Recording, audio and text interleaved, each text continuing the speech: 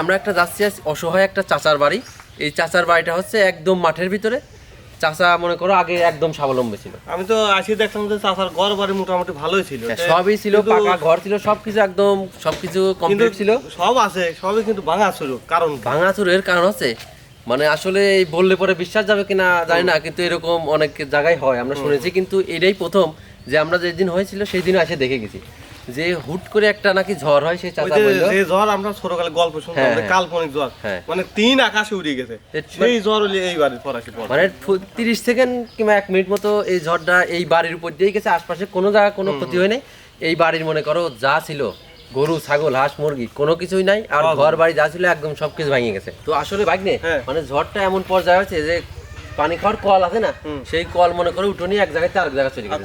কি পরিমাণ ক্ষয়ক্ষতি হয়েছে বাস্তব প্রমাণ আগে ভিতরে এখন যে আমরা দেখাবো। আর চাচার হচ্ছে কিছুদিন আগে চাচি মারা গেছে, মানে সে একা একা থাকে, তার আর এখন যে বিপদ যখন আসে বুঝছো, তা আসলে সেই পরিবেশে এখন আমার চাচার হয়েছে। তো এখনো তো সবকিছু আমাদের দুঃখের কথা তো সবকিছু বললাম, তো এখন যে খুশির যে একটা সংবাদ আছে, আজকে কি রান্না করবা চাচির বাড়ির জন্য তুমি সেরে বলি ফেলো।